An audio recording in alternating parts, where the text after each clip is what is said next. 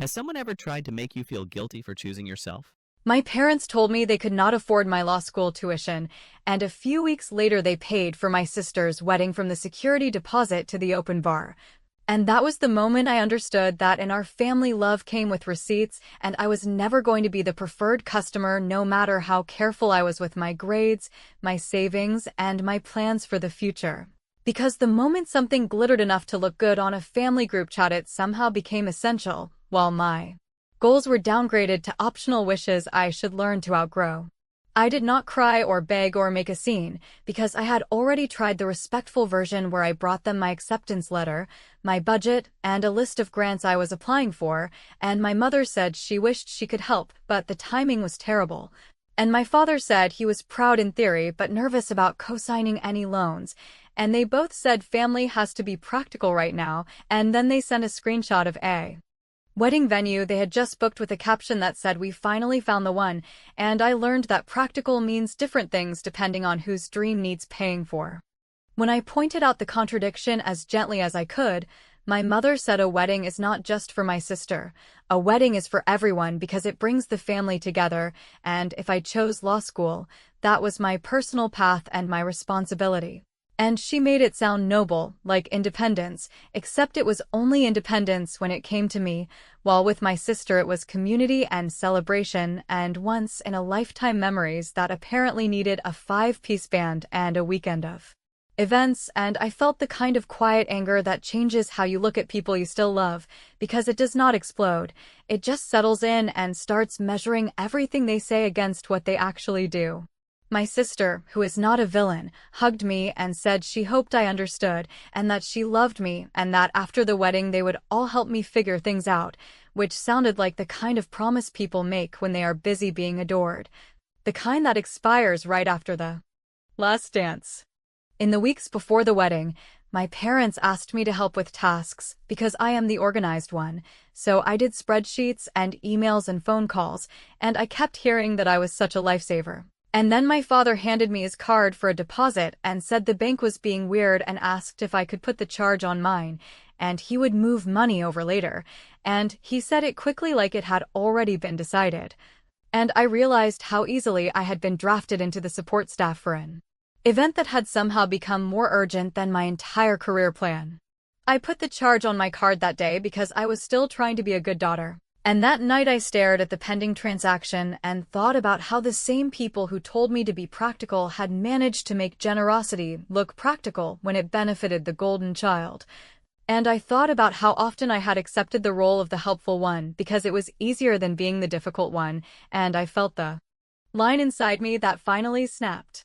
The next morning I called every vendor whose contract listed me as the contact, and I told them to update it to my parents' names, and I told them I was not the payer and would not be keeping my card on file because I was not the one getting married. And I was professional and polite and firm in a way that made the woman at the venue pause, and then say she understood completely, and I hung up and called the bank and replaced my card so the pending charges would not roll over, and I did it without announcing it in the family chat and without a dramatic speech, because there is a special satisfaction in boundary setting that does not ask for applause. When my mother noticed the switch and called me, she sounded wounded, and she said families help families, and I said families do not put one child's dream on hold so another child can have a show, and I said it quietly enough that she had to stop talking to hear me. And that silence was the first time I felt like I was not begging for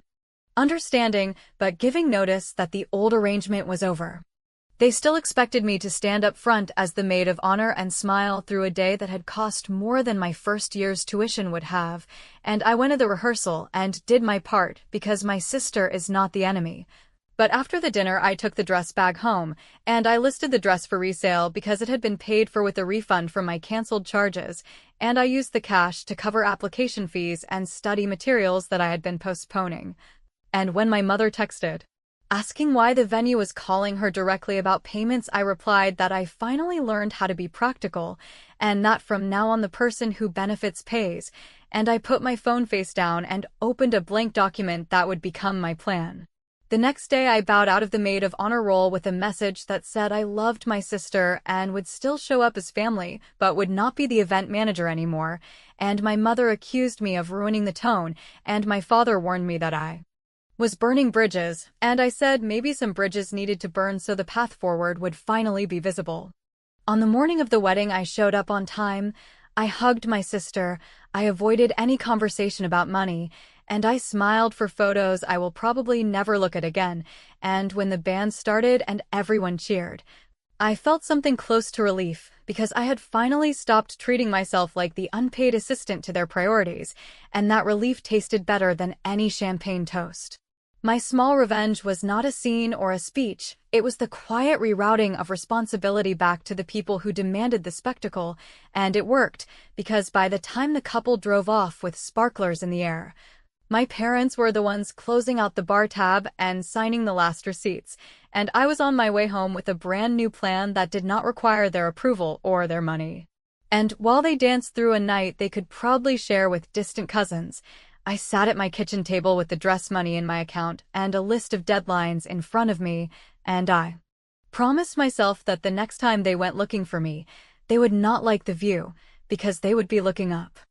After the wedding glow faded for everyone but the couple and the parents who loved showing off the photos, I went back to my small kitchen table that had become my planning station, and I started doing what I should have done the minute they said they were broke for my future and flush for a dance floor, which was to build a path that did not involve their money, their permission, or their approval, and I did it the way I do everything, with spreadsheets, reminders, and long nights where I wrote and rewrote scholarship essays until the words finally sounded like me instead of a polite applicant begging for crumbs, because I had already learned that polite gets you thanked and ignored while honest gets things moving. I told Foundations exactly who I was and exactly what had happened, not with whining, not with self-pity, but with the kind of clear cause and effect that any rational reader could follow. Where a daughter asks for help to become a lawyer and is told the family cannot afford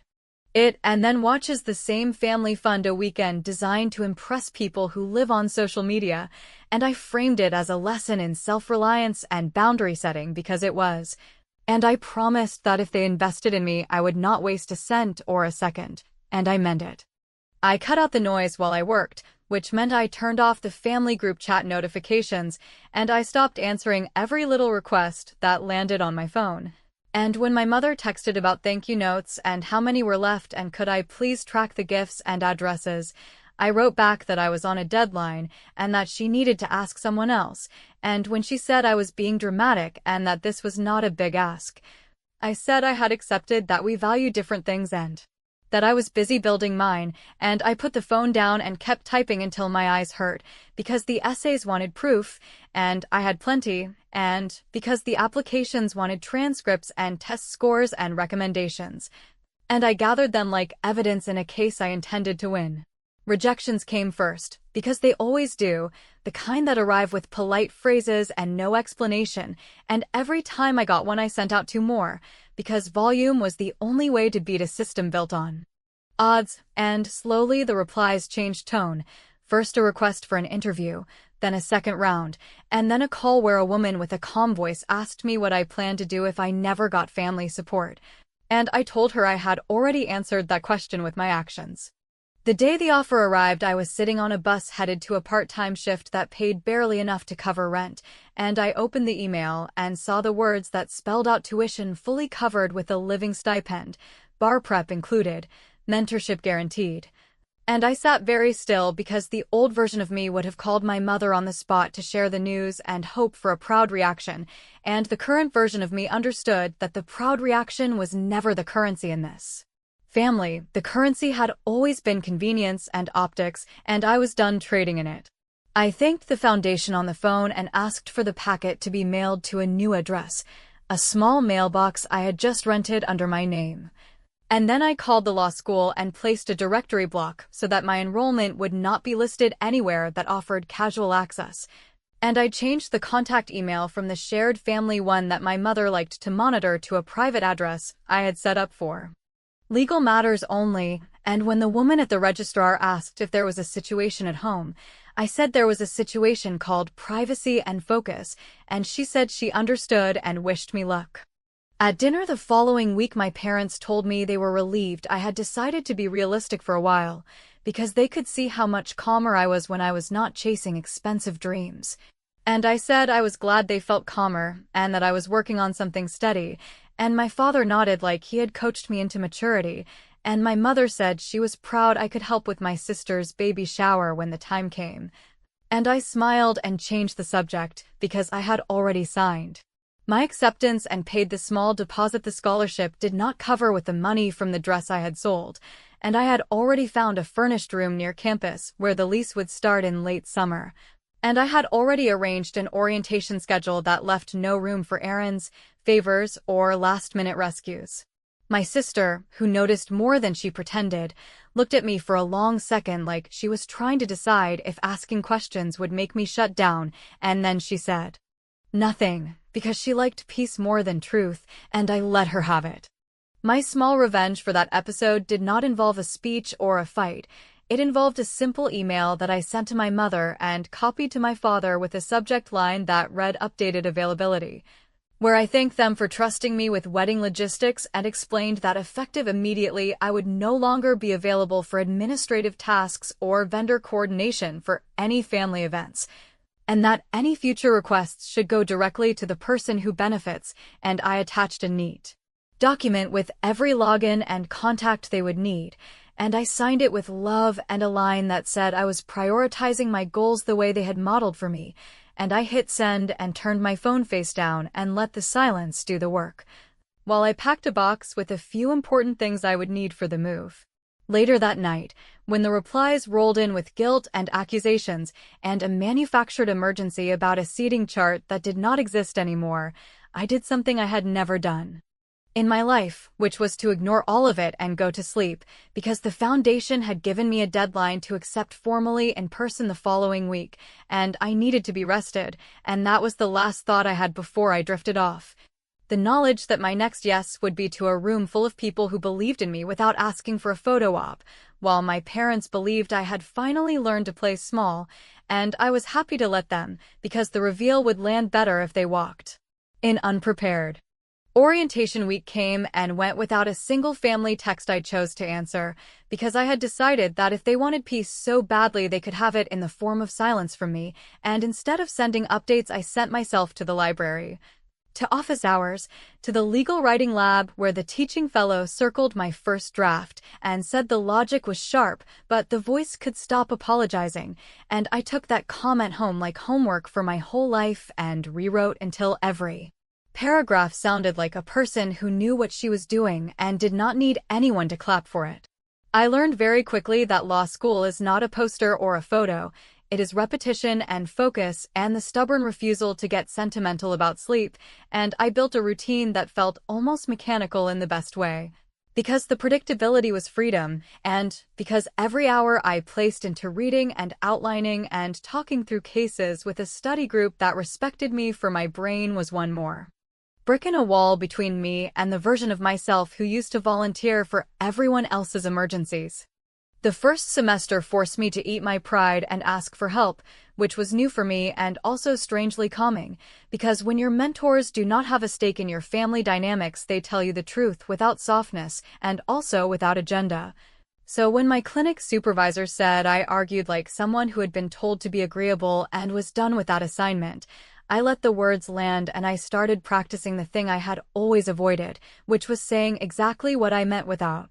over-explaining it to protect other people's feelings, and once I did that, something shifted, because clients who had never been listened to before sat up straighter and started trusting me with details that actually changed outcomes. And I realized that my parents had accidentally trained me for this by forcing me to make a case for my own worth, and now I was putting that training to use for people who needed it more than a family dinner needed a compliant daughter. The same month my mother sent a link to a registry for my sister's baby shower with a list of must-haves that could outfit a small daycare. My clinic placed me on an intake where I had to tell a landlord that timelines are not suggestions, and I did it with a voice that did not tremble. And when the client called to say the heat was finally on, I sat with that feeling for a long while and decided I could live on it. At home, which was a quiet rented room with a locking drawer and a calendar that only I saw, I filtered my parents' messages into a folder I reviewed once a week, because I had learned that constant access is not love, it is control dressed as concern. And when my father sent articles about how the legal market was collapsing and how maybe I should think about a certificate in something practical, I wrote a reply that said I appreciated the thought and that my schedule did not allow for side courses, and I left it at that, no footnotes, no justification, just a complete sentence that closed the door he kept trying to pry open. My sister invited me to the baby shower with a tone that sounded like apology and also expectation, and I sent a gift that arrived on time with a card that said I was booked that weekend and that I loved her and wished her stamina and sleep. And then I turned my phone off and went to a Saturday seminar on trial skills where I stood up, walked to the lectern, and told a story about a contract dispute like I had lived inside it, because in a way I had been living inside disputes my whole life. And the professor wrote my name on a list for an external internship that would later pay for bar prep I had not told anyone about yet. By the time graduation approached, I had collected a few lines on a resume that did not make noise but made doors easier to open, and I had also collected a thick stack of small moments that mattered more, like an email from my clinic client that said thank you for not giving up when everyone else did, and a quick nod from a judge who did not smile at anyone, and a mentor who offered to hood me at the ceremony because he knew from the way I kept my personal life off the table that I had reasons. I ordered the regalia with money from an extra shift at the internship. I scheduled the ceremony details with the same efficiency I used to spend on other people's events. And when the form asked for the name of the person who would place the hood on my shoulders, I wrote the mentor's name and felt a clean click in my chest that told me this decision was not about punishing my parents. It was about choosing someone who had actually shown up. I did not send invitations. I did not share the date. I did not ask them to make room in their calendar, and on the day itself I did the unthinkable for the version of me who used to beg for witnesses, which was to let the moment belong to me and the people who had earned a seat. And then I walked out of the building and went to dinner with the small group who had been cheering for me without ever needing credit. My revenge for that chapter was not a public slap, it was a quiet administrative sweep that I had been building toward for months, where I updated every record that still listed my parents as emergency contacts and replaced them with the mentor and a friend who had proven calm under pressure, where I changed the forwarding address on anything they might use as a casual excuse to drop by, where I moved my bar exam mail to a secure box and my phone plan onto a line they could not see, and then I sent my parents one tidy message that said my work schedule would be unpredictable for a while and that I would be less reachable, which was both true and deliberately vague, because I wanted them to settle into the idea that they did not know where I was or what I was building, and I wanted that to feel normal before the day came when they would discover it the hard way. While they were cutting cake for a first anniversary party and posting about how family shows up for family, I was signing employment paperwork with a courthouse address on it and a start date that made my hands shake in the best possible way, and as I slid the documents back across the table, the clerk smiled and said, "Welcome, counselor," and I smiled back and thought, keep that voice ready, because sooner or later someone is going to walk in here asking where to find you, and it will be worth every mile you ran alone.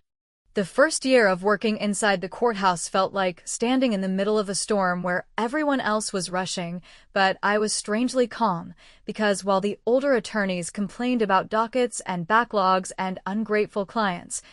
I felt like I had been training for this exact noise my whole life, and instead of feeling drowned out, I felt focused, because when you have spent years being talked over and ignored at your own family's table, you develop an endurance that most people mistake for silence until they hear you speak in a setting where the words actually matter. I started with assignments that nobody else wanted, long research projects and endless discovery reviews, and I did them without complaint, not because I loved the grunt work, but because I understood that patience buys freedom. And I needed to build credibility before I would ever be handed the kind of cases that give you a voice in the courtroom. Within months, the partners noticed that I did not just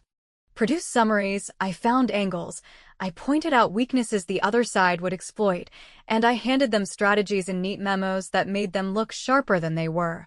And while they were happy to take the credit, I was quietly building my own reputation in the only way that mattered in law: reliability.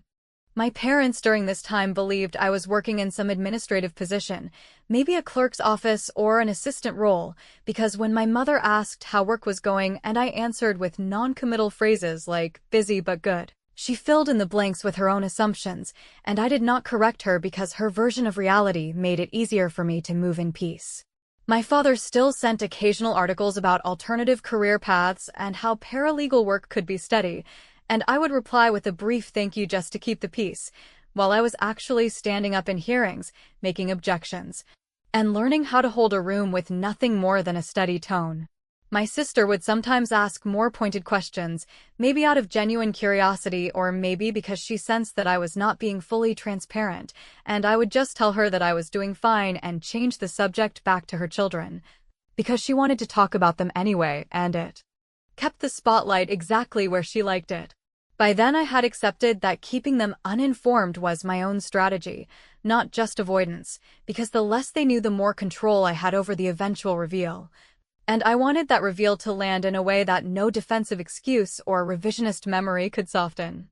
The moment that truly shifted my standing came when one of the senior attorneys was unavailable for a hearing and I was the only person prepped on the file, and instead of postponing, the judge looked directly at me and said, "We are not delaying, counsel. Proceed," and in that instant my nerves turned into fuel and I delivered every fact and argument I had rehearsed in my head while reviewing the evidence, and I did it so cleanly that opposing counsel stumbled twice, and by the end the judge nodded and ruled in our favor. The partners later congratulated me in the vague, half-distracted way of people who do not yet realize they need you, but I saw the change in their eyes when they started assigning me more visible tasks, and I held on to that small victory like proof that my secret life was no longer just survival, it was momentum. Every time I walked out of court, I thought about the years I had sat quietly at family dinners, playing the agreeable role, while everyone assumed I would never have teeth, and I decided I would keep my silence with them until the moment when silence turned into strategy, because timing is everything in law and in revenge. Years passed in this rhythm, my family posting photos of milestones and holidays where I was absent, my parents bragging about my sister's family life while explaining away my absence with vague lines about how I was busy or distracted, and me watching from a distance without correcting the record. They had created a narrative where I was the one who drifted, and I let them tell it because I knew that every story needs a twist to stay memorable, and I was preparing the twist. The irony was that their dismissiveness made my life easier, because no one asked me for favors, no one expected me to manage their logistics anymore, and while they thought they had sidelined me, they had actually freed me to focus entirely on my own climb. The more I grew, the less I wanted to waste energy proving anything to them in words, because I realized that the most devastating proof would always be action delivered in the exact setting they never pictured me inhabiting. And then the coincidence I had half dared to imagine finally came, a case filed in the same courthouse where I worked, one that touched my parents through an administrative issue they had neglected for too long. And the day they walked in to handle it happened to be one of the days I was scheduled to appear. I did not engineer it. I did not even anticipate it until the clerk whispered my name and said, "They are here asking where you are," and I felt something inside me go perfectly still. They were standing in the lobby in their practiced posture of polite irritation, the same look they used when a restaurant wait time was longer than expected, and my mother was leaning toward the desk asking the clerk where she could find me. And before the clerk could answer, I walked out in my robe, carrying my notes, heading directly toward the bench. I did not pause to greet them, I did not flinch or break stride. I just walked past as though they were part of the furniture, and the clerk simply lifted a hand and gestured toward me as if to say, "There she is." That frozen look on their faces, my mother's mouth half open, my father shifting as though maybe he had mistaken me for someone else, was the first taste of the reveal I had been saving, and it was better than any speech I could have written, because nothing I said would ever outweigh the fact of what they were seeing with their own eyes. My small revenge in that moment was not confrontation, it was the deliberate refusal to acknowledge them while standing in a position they had once made impossible for me. And the silence as I took my place at the front of the courtroom was louder than any monologue. The case began, the bailiff called order, and the last thing I saw before turning fully to my work was my mother clutching her bag with both hands like she needed something solid to hold, and my father glancing between me and the clerk as if waiting for an explanation that would never come. They had once told me I was impractical for wanting this life, and now they were watching me live. It, with no power to rewrite how I got there, and the hearing had not even started yet. The bailiff called the room to order and my case was up, and while a part of me registered that my parents were 10 steps behind me staring like they had walked into the wrong building, the rest of me locked onto the file and the facts and the client who had taken a day off work to sit in a hard chair and hope that someone would treat their problem like it was worth the system's full attention. So I did what I had trained myself to do when everything personal tried to intrude, which was to make the record clean, keep my tone measured, and build the argument brick by brick until even the judge, who rarely showed much expression, leaned back and said he agreed with my position. And when the ruling came down in our favor, I did not look over my shoulder to see if my mother was clutching her chest or if my father was calculating the cost of being wrong, because the win belonged to the person who trusted me enough to show up. And that was the whole point of the life I had chosen without them. When the hearing ended and the clerk set the next matter, I gathered my notes, nodded to the client, and walked out with the same steady pace I had used to walk in, and I could feel my parents closing in before I saw them. The way you feel a conversation that is about to demand an answer you do not owe. My mother said my childhood nickname like she was trying to drag me back to a place where I would drop everything and soothe her. And I let the word hang for a beat before I said she should use my name, because in this building I am counsel and in my life I am done being anyone's second option. And the way she blinked told me she finally heard me without the translation layer she had always applied to anything that made her uncomfortable.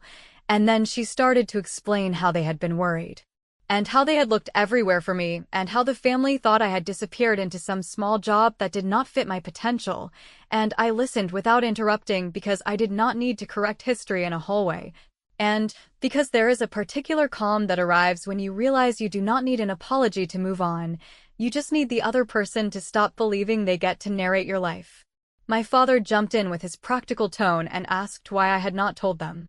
about law school or the bar or the job, and I said I had been very clear years ago when I explained that the person who benefits pays, and since they had decided my dream was optional, I had decided their opinion was optional,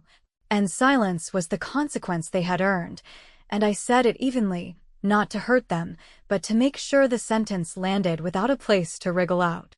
They started to ask for help with their paperwork, the same way they used to hand me errands, as if my time existed to fix their planning, and I held up a hand and said there was a conflict and I could not advise them, which was true legally and also true for my sanity, but that there was a self-help center on the second floor, a pro bono table in the lobby on Tuesday mornings, and a pamphlet with step-by-step instructions the clerk could print for them within a minute.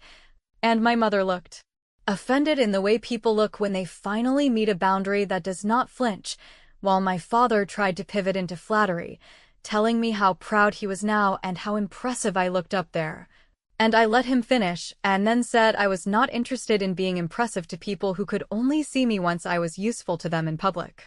I reached into my folder and handed them a single sheet that I had typed months ago for this exact situation, even though I had no idea when it would happen.